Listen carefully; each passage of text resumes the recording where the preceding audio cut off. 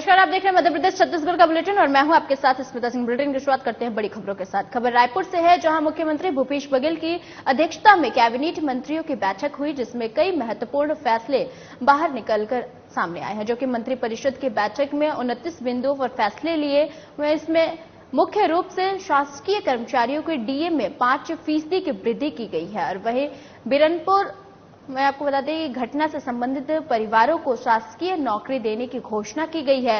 इसके अलावा महिलाओं को सशक्त बनाने के औद्योगिक नीतियों में संशोधन भी किया जाएगा।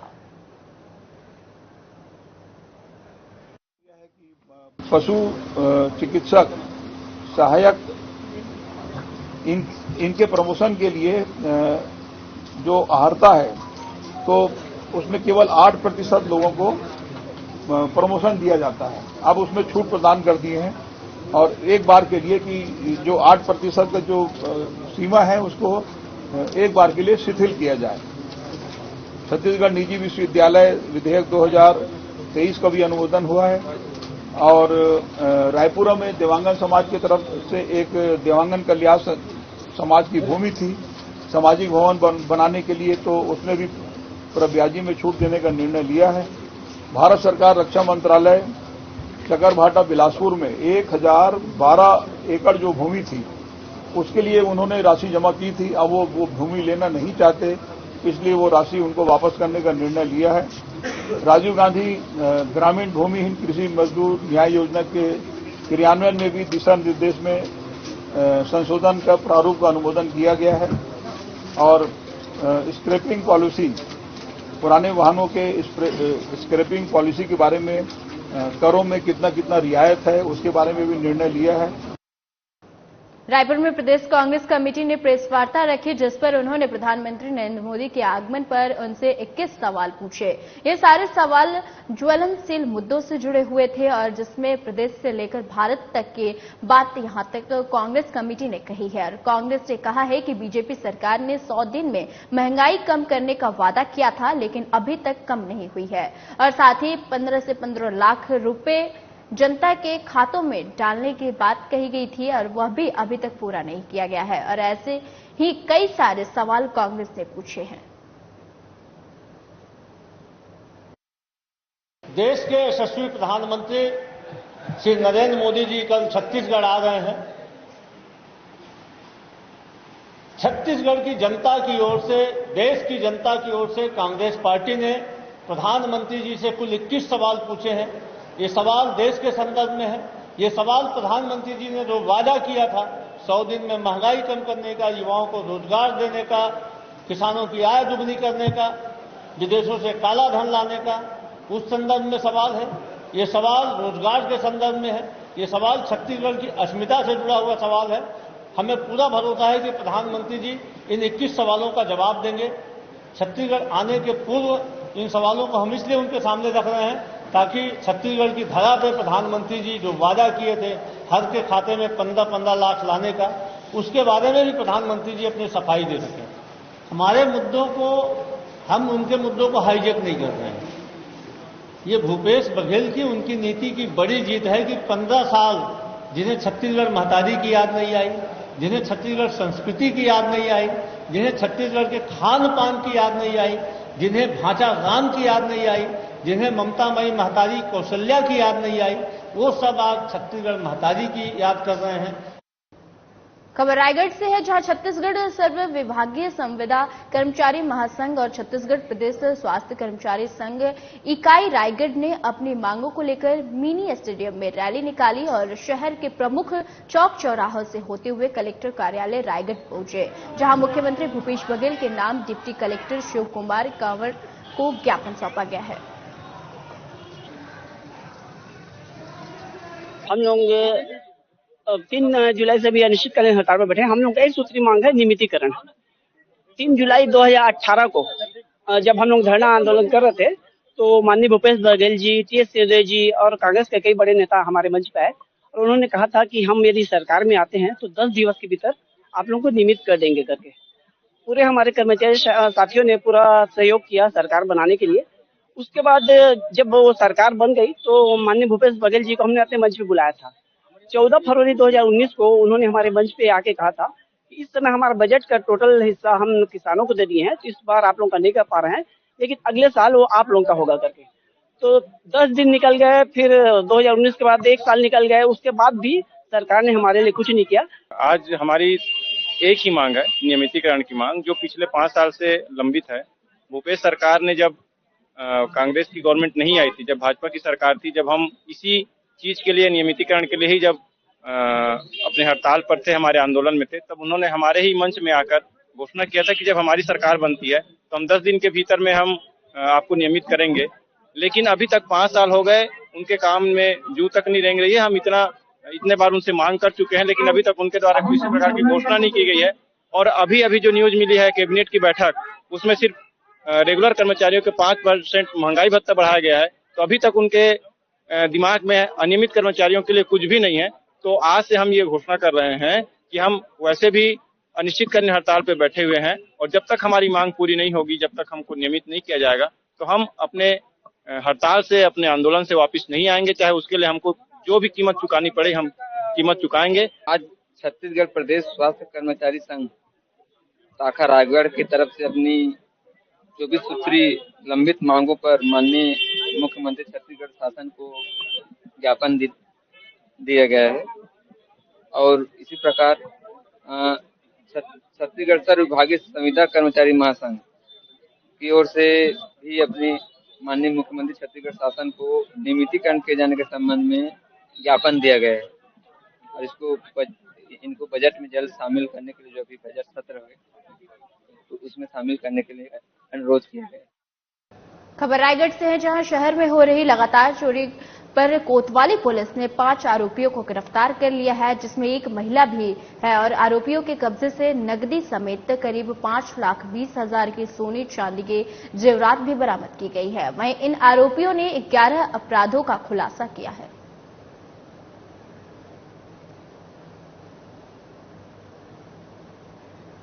आपको बता दें, खबर रायगढ़ से है, जो कि आरोपियों के कब्जे से नकदी और जेवरात भी जब्त किए गए हैं। साथ ही आपको बता दें कि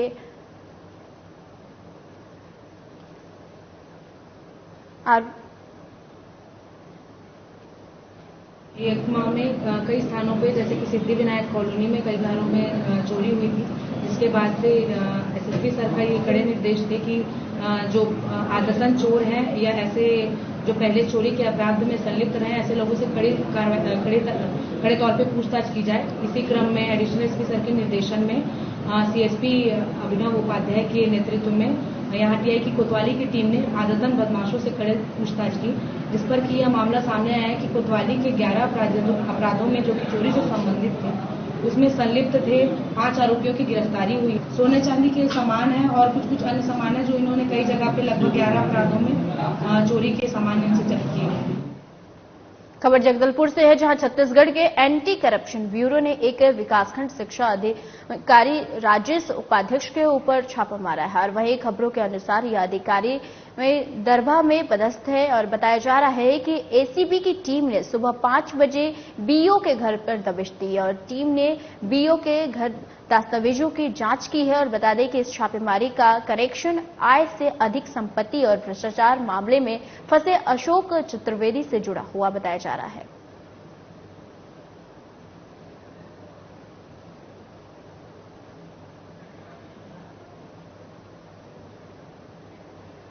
कोंडागांव विकासखंड माकड़ी के सभापति पिंकी गजेंद्र राठौर ने एक नए शिक्षा सत्र और प्रवेशोत्सव के अवसर पर बच्चों का तिलक लगाकर मुंह मीठा कराया और पुष्पमाला पहनाकर स्वागत और अभिनंदन किया। उन्होंने इस अवसर पर बच्चों को पाठ्य पुस्तक कॉपी का वितरण किया। वहीं इस पर तमाम वरिष्ठ लोग भी मौजूद रहे।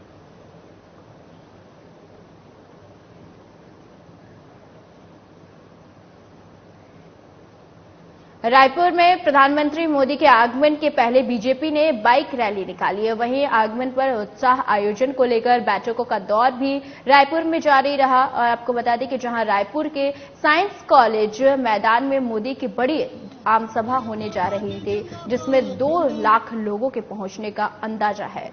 आपको बता दें कि ऐसे में बीजेपी हर प्रकार की तैयारियों में मुस्तैदी से काम कर रही थी। मोदी जी को सुनने के लिए जरूर आए। विश्व के मोदी जिंदाबाद। सागर में सीधी घटनाक्रम को लेकर लगातार दूसरे दिन भी विरोध प्रदर्शन का दौर सामने आया, जहां पर वहीं गोंडवाना गणतंत्र पार्टी के बैनर तले अन्य संगठनों ने मिलकर कलेक्ट्रेट पहुंचकर आरोपी प्रवेश शुक्ला का पुतला फूका और साथ ही फांसी की सजा देने की मांग उठाई है। बता दें कि इस दौरान जमकर नारेबाजी भी हुई।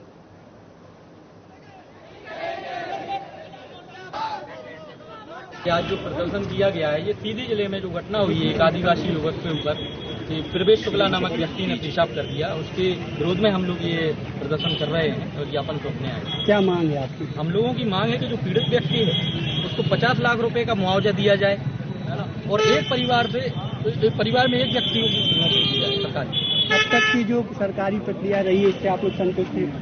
देखिए, अभी तक जो अतिक्रमण में था वो मकान अभी टूटा नहीं है। ये कार्रवाई सिर्फ दिखावे की हुई है। अभी वीडियो में आप साफ देख सकते हैं कि केवल एक बरामदा मात्र कुछ दिख रहा है आपको, बाथरूम तोड़ा गया है, उसका पूरा घर नहीं तोड़ा गया है। खबर सागर से है, जहां रासीमेटा ग्राम में विद्युतीकरण को तो हुआ है, लेकिन घटिया उपकरण का उपयोग होने के कारण शॉर्ट सर्किट हो जाता है। बता दें कि पूर्व में 8 महीने से इस ग्राम में बिजली नहीं थी, जहां पूरा ग्राम अंधेरे में डूबा रहता था। वहीं इस समस्या को लेकर ग्राम के लोगों ने कई बार अधिकारियों को शिकायत भी की, लेकिन बिजली को लेकर किसी भी प्रकार की कोई कार्रवाई नहीं की गई। हम बात कर रहे हैं ग्राम पंचायत दुल्हापुर के ग्राम रासीमेटा में। यहाँ पर विद्युतीकरण का काम चालू किया गया था, लेकिन कुछ दिन के बाद से यहाँ पर वोल्टेज की समस्या बनी हुई है। यहाँ पर बल्ब नहीं जल पा रहा है, लोग मोबाइल चार्ज नहीं कर पा रहे हैं, पूरा गांव अंधेरे में डूबा रहता है। यहाँ के छात्र छात्राएं रात्रि में पढ़ाई नहीं कर पा रहे हैं। ये घनघोर जंगल के बीच में ये ग्राम पड़ता है। यहाँ पर रात्रि में जंगली जानवर का डर बना हुआ रहता है। आप मेरे पीछे देख सकते हैं विद्युतीकरण के नाम पर यहाँ पर किस तरह से भारी पैमाने में भ्रष्टाचार किया गया है, घटिया उपकरण का उपयोग किया गया है। यहाँ के जो बिजली के तार हैं वो जमीन में झूल रहे हैं, खंभे कई जगह से गिर रहे हैं। ये आप ये देख सकते हैं यहाँ पर कितना घटिया उपकरण का उपयोग यहाँ पर किया गया है। इस योजना की जांच होना अति आवश्यक है। ग्राम पंचायत रासीमेटा और दुल्हापुर के ग्रामवासी प्रशासन से गुहार लगा रहे हैं कि यहाँ पर जो बिजली की समस्या बनी हुई है उसका समाधान अति आवश्यक करना जरूरी है। साधना प्लस न्यूज चैनल से कैमरामैन अजय के साथ देवदत्त दानेसर, बैहर। सीतामऊ में अतिक्रमण को लेकर मीडिया की तरफ से राजस्व विभाग को बार बार अवगत कराया गया, जिसके बाद भी प्रशासन ने कोई कार्रवाई नहीं की है। लेकिन न्यायालय के आदेश पर प्रशासन हरकत में आया है और जहां सीतामऊ थाना के वहीं पीछे विवादित कॉलोनी के मालिक दीपक गिरे की तरफ से शासकीय भूमि पर अवैध तरीके से नाले का निर्माण किया गया था, जिस पर प्रशासन ने बुलडोजर चला दिया है।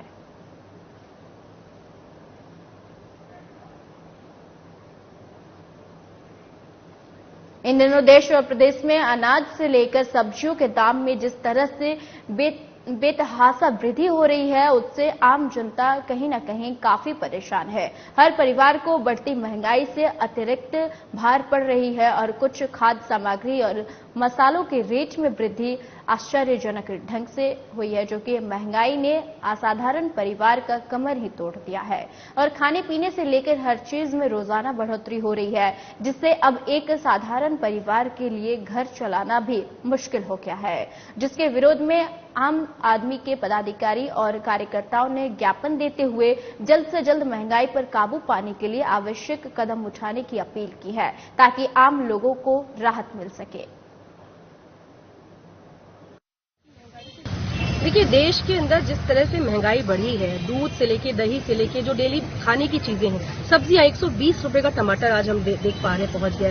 तमाम सब्जियों के जो महंगे रेट है, रोजमर्रा के जो आम सामान है जो लोग खा नहीं पा रहे हैं, उस पर लोगों की बहुत दिक्कतें है। लोगों की मतलब गरीब तो मतलब मजाक उड़ रहा है उसका। तो इन तमाम चीजों को लेकर के आज आम आदमी पार्टी पूरे प्रदेश के अंदर एक ज्ञापन सौंप रही है कल प्रधानमंत्री महोदय भी यहाँ पर हैं, उसके अलावा मुख्यमंत्री, दोनों की जिम्मेवारी है ये कि इस पर काम किया जाए, कुछ आवश्यक कदम उठाए जाए। इसी को लेकर के आज हम इस तरफ ध्यान आकर्षित कर रहे हैं और इसी को लेकर आज हमने ज्ञापन दिया है बिलासपुर से लेकर के पूरे छत्तीसगढ़। आज मुझे आम आदमी पार्टी की तरफ से ज्ञापन प्राप्त हुआ बढ़ती महंगाई के संबंध में, और जिसे मैं कलेक्टर महोदय के सामने रखने वाला हूँ। किनके लिए है यह ज्ञापन? पीएम के लिए है क्या? प्रधानमंत्री, मुख्यमंत्री और प्रधानमंत्री दोनों को द्वारा कलेक्टर साहब की ओर से है, तो मैं कलेक्टर साहब के समक्ष इसको रखने वाला हूँ। प्रधानमंत्री विजिट कर रहे हैं, इसलिए भी ये ज्ञापन दिया जा रहा है। ये आप उनसे पूछ लीजिए। खबर गुंडरदेही से है, जहां किसान के जमीन पर उसके ही चचेरे भाई ने कब्जा कर लिया और जिसे लेकर पीड़ित किसान कई बार ब्लॉक मुख्यालय में शिकायत भी करवाया, लेकिन पीड़ित किसान का सुनने वाला कोई नहीं है। और भले ही सरकार किसान हितैषी हो, लेकिन धरातल पर किसान की जमीनों को दूसरे ने कब्जा कर लिया है और अब किसान अधिकारी के चक्कर काटते थक गए हैं, और जिससे सरकार और क्षेत्रीय नेताओं के दावे खोखले नजर आ रहे हैं। मैं संत राम वर्ल्ड किसलाल भारती यादव ग्राम टेपा पार्क निवासी हूँ। मोर 24/1 में ज़मीन है, 2 एकड़ 70 डिसमिल। उसमें मेरे चचेरे भाई ने अवैध कब्जा कर लिया है। मैंने पटवारी के पास भी आवेदन लगाया हूँ, तहसीलदार में भी आवेदन लगाया हूँ, IR के पास भी आवेदन लगाया हूँ। थाना में अगले साल 2 बार रिपोर्ट भी कर चुका हूँ, उसके बाद भी कोई कार्रवाई नहीं हो। फिर अभी भी IR के पास फोन लगा रहा हूँ तो भड़का रहे हैं मुझको इधर उधर, इसी को मैं हार मानकर पत्रिका में आया हूँ। बस शासन से ही अनुरोध है, मेरे जमीन को वापस करवा दीजिए। खबर पखानजोर से है, जहां नक्सलियों को मदद करते कांग्रेस नेता विप्लव, मैं आपको बता दें कि विप्लव सिकदार को गिरफ्तार किया गया है। और बता दें कि नक्सलियों के 2000 नोट खपाने को लेकर कांग्रेस नेता को गिरफ्तार किया गया है। वहीं कांग्रेस नेता के साथ एक आरोपी भी गिरफ्तार हुआ है और जिसके कब्जे से पुलिस ने करीब 27,62,000 रुपए बरामद किए हैं।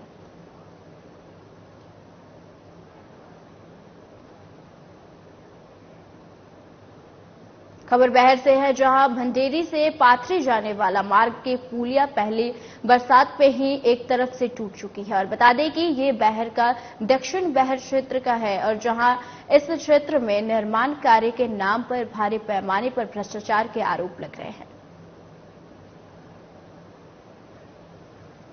हम बात कर रहे हैं भंडेरी से पाथरी जाने वाले मार्ग पर। यहाँ पर ग्राम पंचायत कंदई के छाकों के पास में ये पुलिया का निर्माण किया गया है। लगभग अभी ये 8 महीना पहले ये पुलिया का निर्माण किया गया है। आप ये मेरे पीछे ये देख सकते हैं, ये आप देखो ठेकेदार के द्वारा किस तरह की लापरवाही किया गया है। ये देखो, ये पूरा धसक गया है। पहली बरसात में ही ये पूरा सड़क यहाँ से पूरा धसक गया है, एक तरफ से पूरा टूट चुका हुआ है।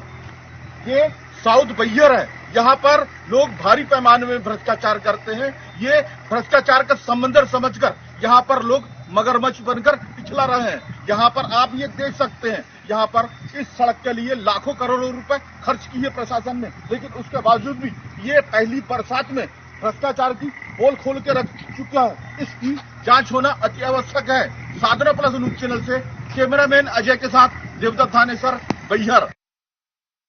खबर उज्जैन से है, जहां सीधी में हुए घिनौने कृत्य के विरोध में युवा कांग्रेस ने मुख्यमंत्री का पुतला जलाया है। वहीं इस दौरान पुलिस और कार्यकर्ताओं के बीच धक्का मुक्की भी हुई है।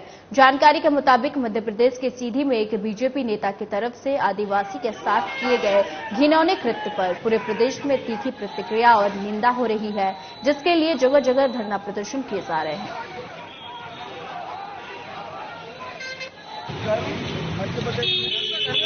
भारत में एक बड़ी शर्मसार घटना भाजपा के नेता ने सर्वे शुक्ला नाम है। हमारे भाई जो हमारे जंगलों की रक्षा करते हैं, ऐसे आदिवासी भाई पर एक जो मूर्छित भाई था उसके ऊपर ऐसा कष्ट करना, जो निर्दयी छोड़ दीजिए आप, ऐसे आदमी को ये इनकी मानसिकता बताता है कैसे ये आदमी दबा रहे हैं। हम कांग्रेस के लोग आज शिवराज सिंह चौहान का पुतला जलाया है और ये भ्रष्ट मुख्यमंत्री को या तो जनता चाहे भटके या फिर ये भाजपा के राष्ट्रीय नेता इनको तुरंत चितौनी लेके मैं मुख्यमंत्री बना, नहीं तो हम उग्र आंदोलन करते हैं। खबर बिलासपुर से है, जहां एसपी संतोष सिंह ने इन दिनों निजात अभियान को लेकर ज्यादा ही गंभीर दिखाई दे रहे हैं, लेकिन उनके ही जिले के थाने में उनका अभियान पस्त दिखाई दे रहा है। और जहां बिलासपुर शहर के सिरगिट्टी थाना कक्ष में नशीले पदार्थ देखे गए हैं, और जिसके बाद से ये सवाल उठता है कि क्या थानों की मॉनिटरिंग नहीं की जाती है, और अगर सिरगिट्टी थाने का यह हाल है तो बाकी थानों का भी आप अनुमान लगा सकते हैं कि क्या हाल होगा।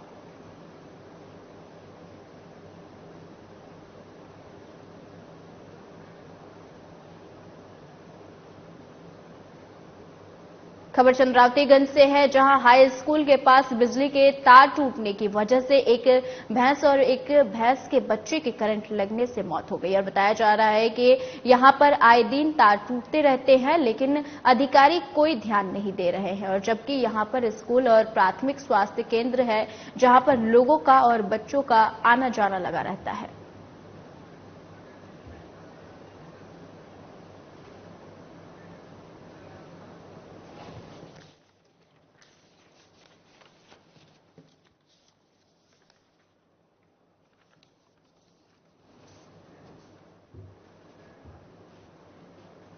फिलहाल इस बुलेटिन में इतना ही। जाते जाते नजर एक सुर्खियों पर। रायपुर में प्रदेश से कांग्रेस कमेटी ने की प्रेस वार्ता। पीएम के आगमन पर कांग्रेस से पूछे 21 सवाल। मौके पर कांग्रेस के तमाम नेता रहे मौजूद। रायगढ़ में संविदा कर्मचारियों ने निकाली रैली। कलेक्टर को सौंपा ज्ञापन। नियमितीकरण को लेकर उठाई मांग।